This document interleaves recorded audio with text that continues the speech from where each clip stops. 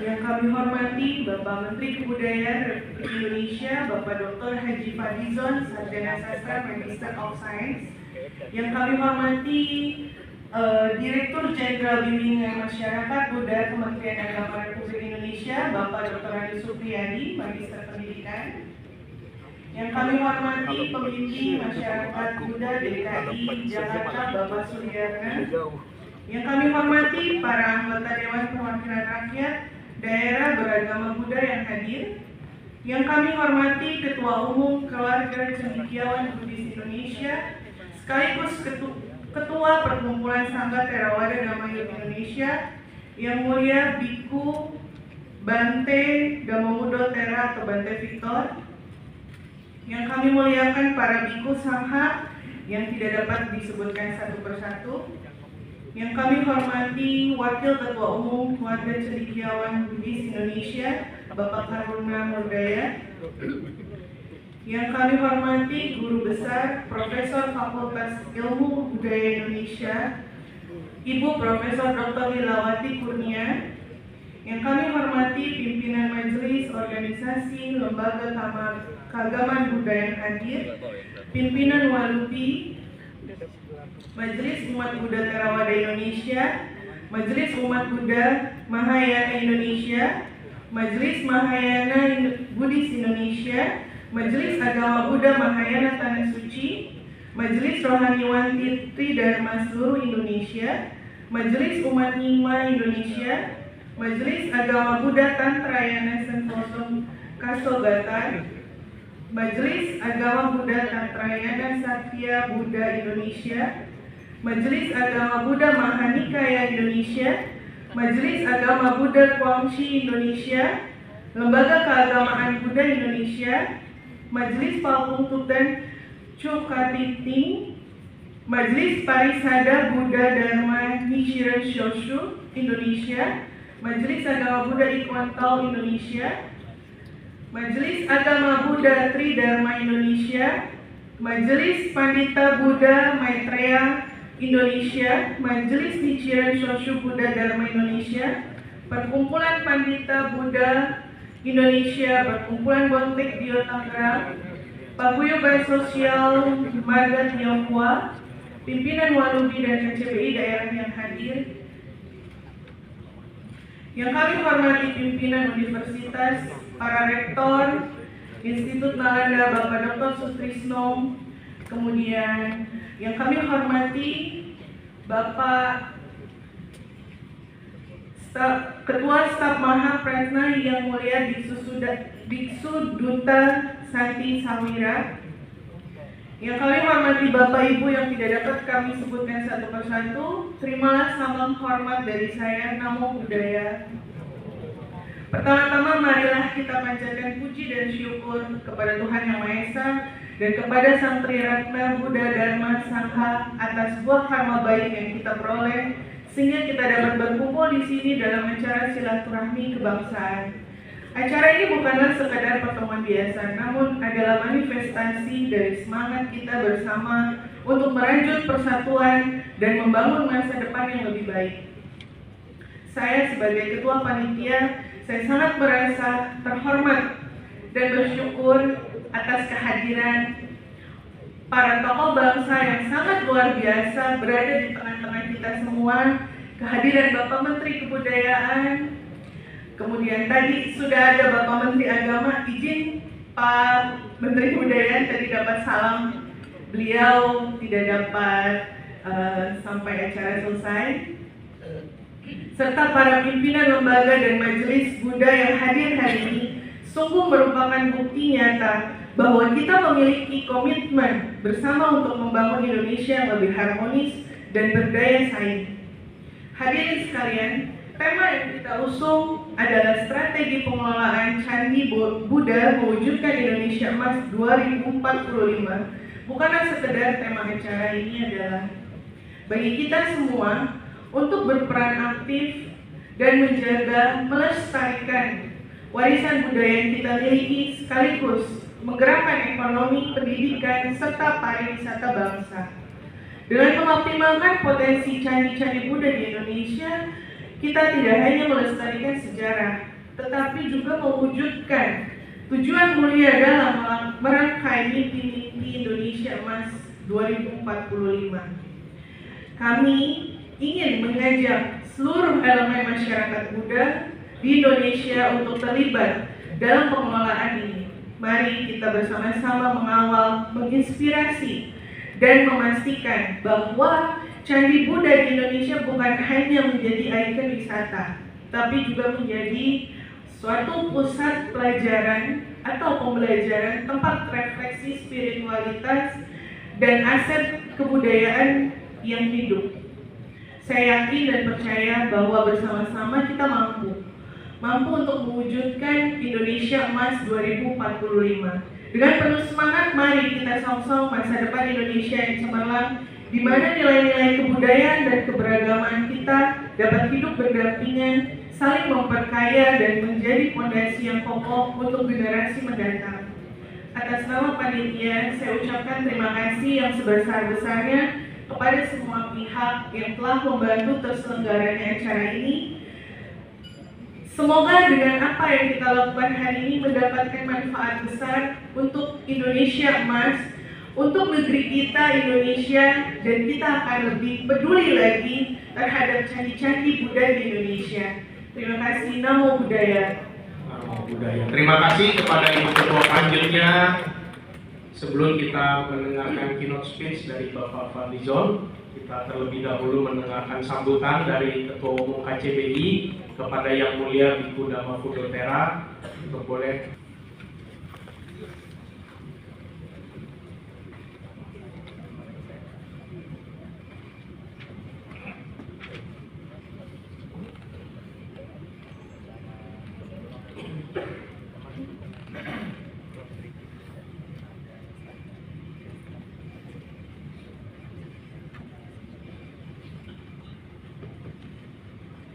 Sangha yang saya muliakan, yang kami hormati Bapak Menteri Kebudayaan Republik Indonesia, Bapak Dr. Haji Fadlizon, yang saya hormati Direktur Jenderal Bimbingan Masyarakat Buddha Kementerian Agama Republik Indonesia, Bapak Supriyadi, yang saya hormati para anggota DPRD yang hadir di sini, yang saya hormati jajaran dari keluarga cendekiawan Buddhis Indonesia, Pak Taruna Murdaya, Prof. Lila, dan segenap pengurus yang hadir. Yang saya banggakan, Ketua Panitia Ibu Karen Katerina beserta Ketua Harian kita Bapak Erik Fernando. Pada hari acara kali ini, Bapak juga dapat surprise Bapak Ibu ya. Jadi tidak, persiapan sangat cepat dan ya akhirnya kita bisa melaksanakan ini berkat jeripaya dari Ketua Panitia dan Erik. Mari kita sama-sama beri aplaus. Yang saya hormati pimpinan Majelis Organisasi Lembaga Keagamaan Buddha yang hadir, dan juga kepada pimpinan lembaga Sekolah Tinggi Agama Buddha yang hadir di tempat ini. Pertama-tama saya mengucapkan puji syukur kepada Sang Triratna, Buddha, Dhamma, dan Sangha bahwa hari ini kita semua dapat berkumpul di tempat ini untuk membahas strategi pemanfaatan Candi Buddha untuk mencapai Indonesia Emas 2045. Berbicara dengan strategi, kita melihat bahwa secara geopolitik, Bapak Ibu, saat ini di luar negeri, khususnya India dan China, ini memiliki ya kita bilang konflik ya, dan sampai hari ini turis visa untuk masyarakat Cina itu tidak diterbitkan oleh India, Oleh karena itu, ini adalah satu momentum kita bagaimana memanfaatkan strategi untuk mendapatkan meningkatkan spiritual religi yang ada di Indonesia, khususnya di candi-candi Buddha seperti di Borobudur dan Muara Jambi. Dengan adanya pemanfaatan candi-candi Buddha, Bante yakin kita bisa mendapatkan begitu banyak devisa yang masuk. Sebagai contoh, Bante sendiri, kita ada wihara di Bodh Gaya di India, dan di India candinya lebih kecil dari Borobudur. Itu bisa menghasilkan lebih dari 100 triliun per tahun. Bayangkan kalau 100 triliun per tahun, 1% untuk masyarakat Magelang, ya kan? Itu sudah sangat luar biasa. Ya, apalagi kalau dibagi dua, masyarakat Magelang dan Jambi, Maka rasa Jambi itu akan menjadi tempat yang luar biasa. Nah kemudian Bapak Ibu, masyarakat Buddhis di Asia Tenggara itu kami ada sekitar 40%. Oleh karena itu, ketika pemanfaatan Candi Borobudur maupun Muara Jambi dapat dimaksimalkan, kami yakin ini akan menjadi impact yang sangat besar, bukan hanya untuk Borobudur itu sendiri, masyarakat yang ada, maupun untuk semua elemen bangsa. Oleh karena itu, Bante mengajak para pimpinan-pimpinan majelis, mari bergandeng tangan bersama dengan Kementerian Agama dan Kementerian Kebudayaan untuk mewujudkan strategi pemanfaatan candi Buddhis di Indonesia. Ini yang bisa Bante sampaikan pada hari ini. Terima kasih dan semoga semua makhluk hidup berbahagia. Satu. Terima kasih kepada Ketua Umum KCBI yang mulia Ibu Dama Kudotera. Selanjutnya kita menuju kepada puncak acara kita pada siang hari ini. Kita akan mendengarkan keynote speech dari Menteri Kebudayaan Republik Indonesia kepada Bapak Fadlizon. Kami persilahkan.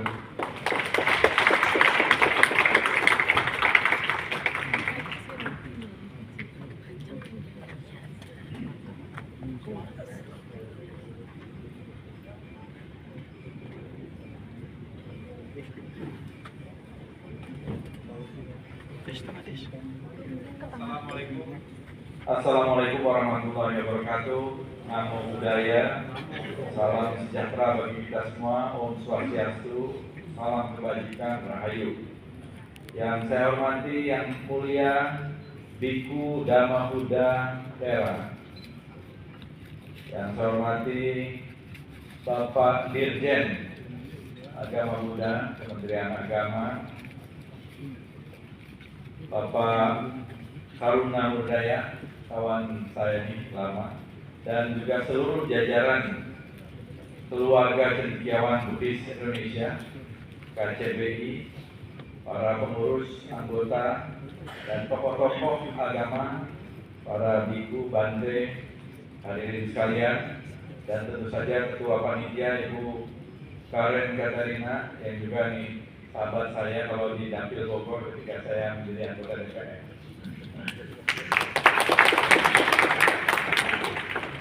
Bapak-bapak, ibu-ibu, hadirin sekalian, terima kasih. Saya merasa berbahagia bisa diundang ke acara silaturahmi kebangsaan dengan tema yang saya kira sangat sesuai dengan apa yang baru saja diberikan tugas kepada saya sebagai Menteri Kebudayaan, yaitu bagaimana pelibatan masyarakat dalam pengelolaan candi Buddha di Indonesia, termasuk Borobudur terutama, ditinjau dari perspektif kebudayaan. Dan saya kira ini adalah salah satu tugas yang memang harus dilaksanakan oleh Kementerian Kebudayaan. Kementerian Kebudayaan ini baru berdiri kurang lebih 2 minggu, merupakan komitmen dari pemerintah Bapak Prabowo Subianto untuk memajukan kebudayaan Indonesia sesuai dengan amanat Undang-Undang Dasar 1945, juga amanat dari Undang-Undang Nomor 5 tentang Kemajuan Kebudayaan. Dalam Undang-Undang Dasar Negara Republik Indonesia tahun 1945, saya ingin quote ya, untuk mengingatkan kita semua. Negara memajukan kebudayaan nasional Indonesia di tengah peradaban dunia dengan menjamin kebebasan masyarakat dalam memelihara dan mengembangkan nilai-nilai budaya. Jadi ini adalah amanat dari Undang-Undang Dasar 1945. Jadi Bapak-bapak, Ibu-ibu hadirin sekalian, kita memang satu negara yang sangat kaya dengan budaya, dengan perjalanan peradaban kita yang berlapis-lapis dari waktu ke waktu, termasuk salah satu ikon nasional budaya kita adalah Candi Borobudur yang sudah menjadi World Heritage atau menjadi warisan budaya dunia oleh UNESCO. Bahkan karena sudah dijadikan World Heritage, UNESCO dan juga dunia ingin tahu apa yang kita lakukan di dalam memelihara, melestarikan dari material culture kita, warisan peradaban kita seperti Candi Borobudur. Tidak bisa kita seenaknya saja menyia-nyiakan atau melakukan upaya-upaya yang bisa merusak atau bisa dalam jangka pendek, jangka menengah maupun jangka panjang membuat candi-candi yang sudah dinyatakan statusnya sebagai World Heritage itu kemudian menjadi rusak. Jadi kita memang mempunyai kewajiban untuk itu.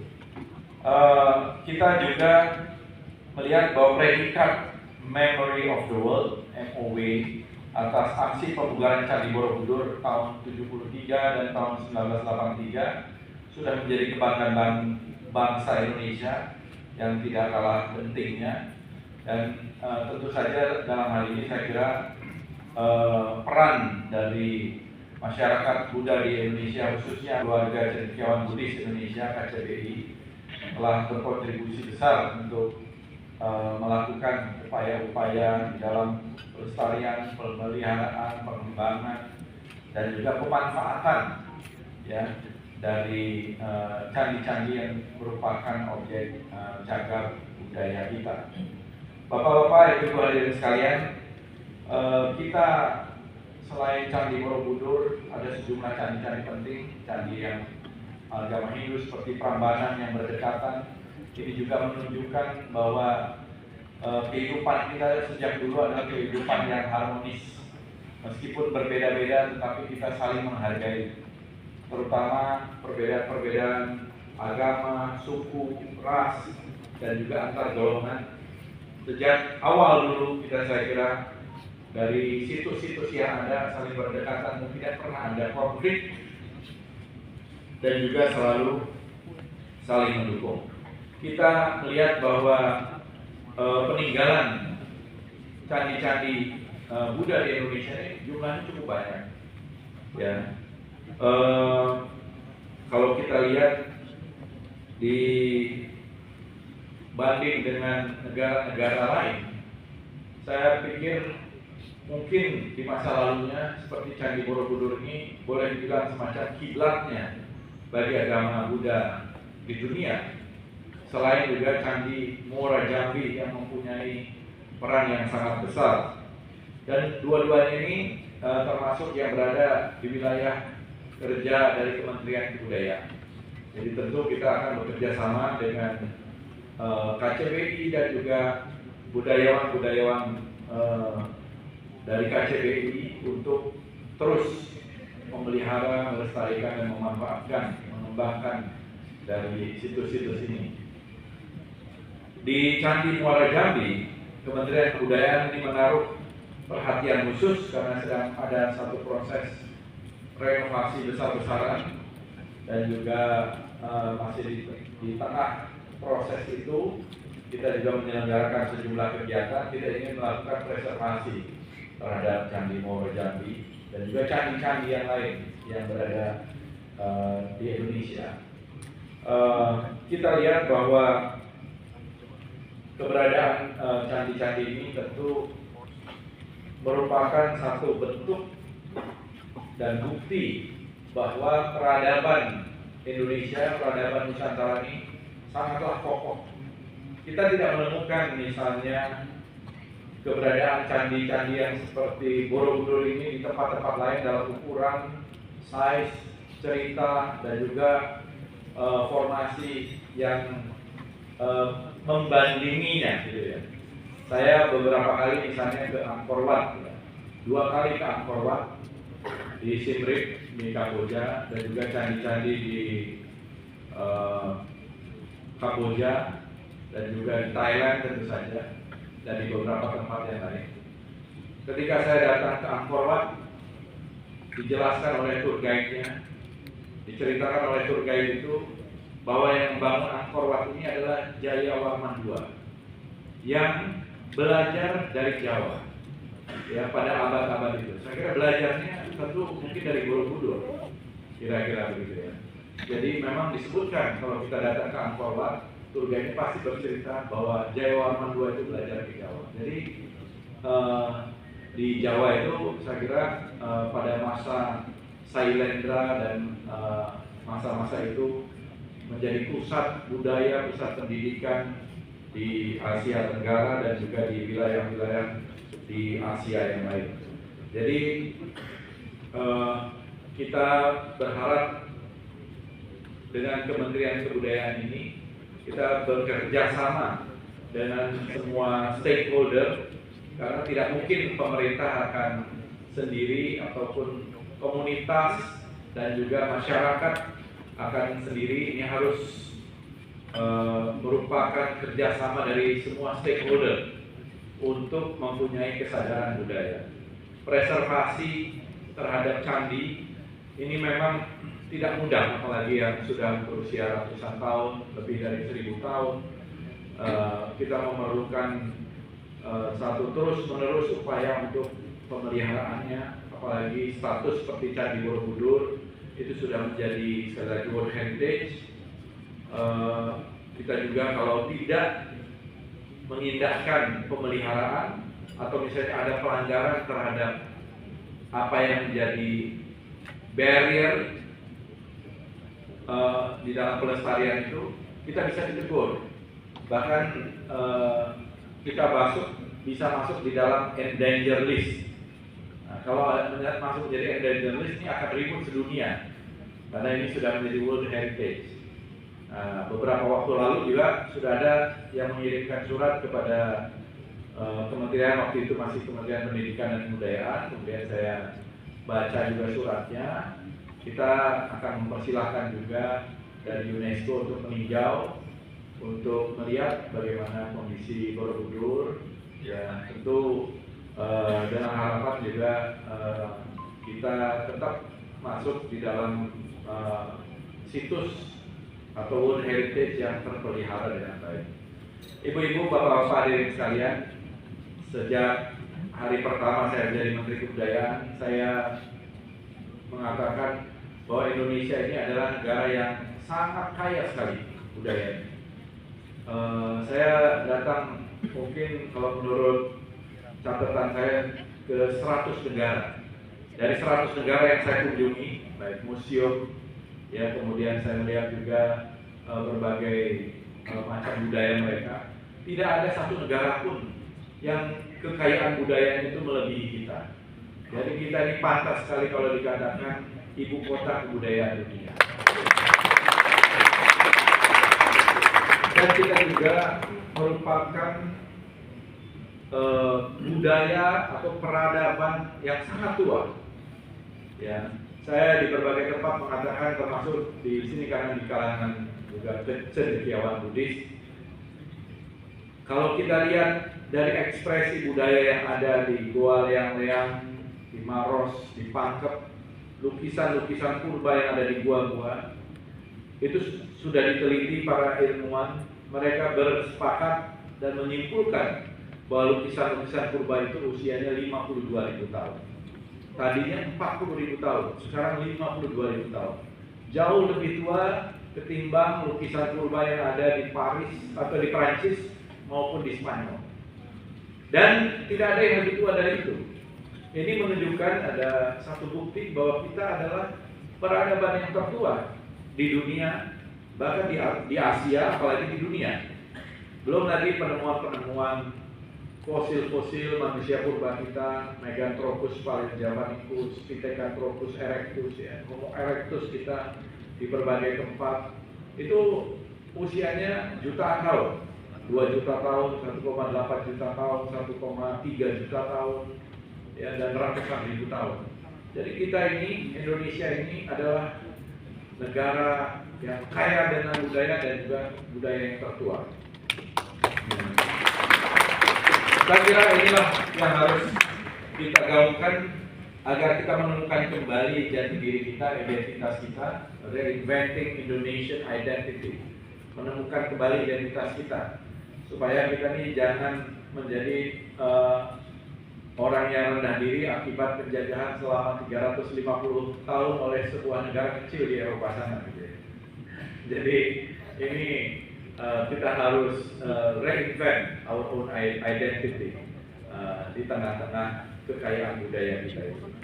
Sekali lagi saya berharap nanti ke depan kita bekerja sama dengan KCBI, dengan juga tokoh-tokoh agama Buddha, tentu saja dalam hal ini kalau urusan religinya dengan Kementerian Agama, tapi urusan budayanya bisa dengan Kementerian Kebudayaan. Ya. Walaupun kadang-kadang sulit dipisahkan ya, tetapi saya kira bisa menemukan jalannya karena kalau kita lihat dalam program-programnya ada itu cukup banyak di Kementerian Kebudayaan. Sekarang saja ada BLU untuk museum dan candi. Nah, dari candi-candi yang ada, dari 34 di dalam kategori cagar budaya itu banyak sekali candi-candi Buddha. Termasuk di dalamnya adalah situs Batu Jaya ya, di Karawang. Saya juga pernah ke sana kira-kira 15 tahun yang lalu. Nah, ini juga bagian yang sedang kita upayakan termasuk dalam soal zonasi karena ada persoalan dengan lahan-lahan. Mungkin nanti Pak Karuna ini bisa bantu di dalam pembebasan wilayahnya gitu. Ya. Jadi ini yang harus kita bebaskan dulu ya, zonasinya itu sehingga wilayahnya ini bisa benar-benar sebagai cagar budaya dan di situ banyak ditemukan puluhan ya, saya kira puluhan situs candi-candi yang ada. Waktu saya ke sana masih kurang lebih 30-an ya, sekarang mungkin sudah lebih banyak lagi. Dan di situs Batu Jaya juga saya kira kita akan bisa belajar banyak tentang kehidupan di masa lalu dan juga nilai-nilai apa yang ada di situ. Sekali lagi saya ucapkan terima kasih atas silaturahmi kebangsaan ini. Mudah-mudahan Bapak-bapak, Ibu-ibu, semua tokoh-tokoh agama Buddha dan terutama juga dari KCBI bisa terus bekerja untuk memajukan budaya kita. Terima kasih. Namo Buddhaya. Namo Buddhaya. Kepada Menteri Kebudayaan kami mohon dapat berada di atas panggung karena akan ada penyerahan cenderamata seperti Borobudur dari KCBI kepada Bapak Menteri Kebudayaan. Untuk itu kami mengundang untuk naik ke atas panggung Ketua Umum KCBI Yang Mulia Bante Mengkudotera, Wakil Ketua Umum Bapak Karuna Murdaya, dan Ketua Panitia Ibu Karen untuk dapat menyerahkan cenderamata kepada Bapak Fadlizon.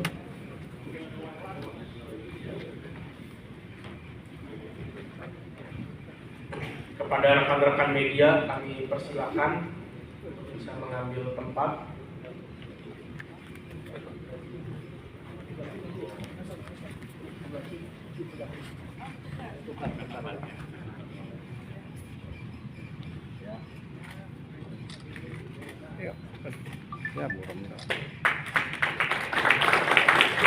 Kami mohon tetap berada di posisi. Tadi ada permintaan izin Pak Menteri dari para biku sangha untuk bisa foto bersama. Pada para biku sangha kami undang untuk dapat naik ke atas panggung. Pada Suhu Duta Sanghi dipersilakan.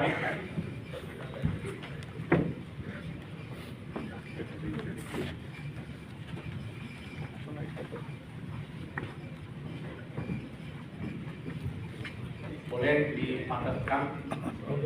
Kepada Pak Dirjen juga Pak Pemimas kami undang naik ke atas panggung.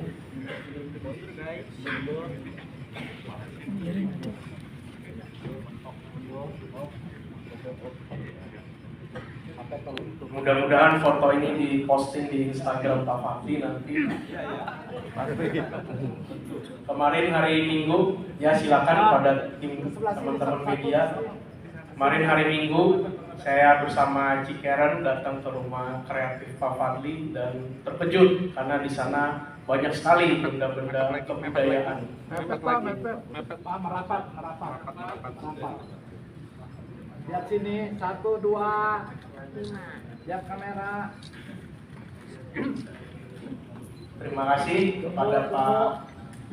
Ya. 1, 2, 3.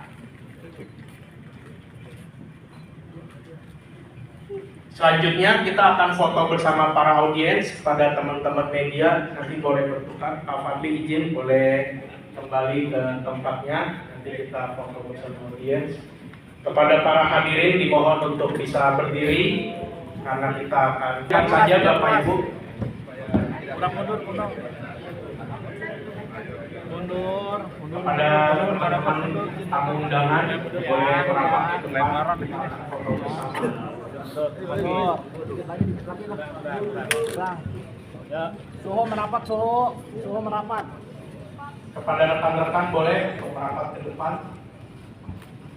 HP. Kita foto bersama. 3, 2, 1. Mundur. Tunggu. Ya. Baik, terima kasih. Kami ucapkan sekali lagi kepada Menteri Kebudayaan, Bapak bisa berdiri karena Bapak Menteri Kebudayaan akan meninggalkan ruangan.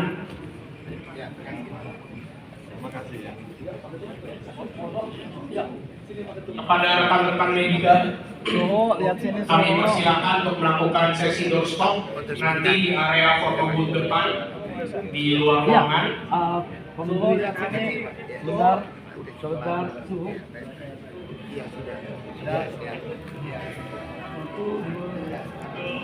Kiri, tangannya kiri, yang kiri ya. Ya, sebentar suhu. Silakan. Gantian, nak. Ya, sini Pak, izin, nak. Ayo, gantian. Bentar. Oh iya. Terima kasih kami ucapkan atas kehadiran Menteri Kebudayaan Bapak Fadlizon. Ayo, bentar. Di sini satu, di sini. Ya, terima kasih.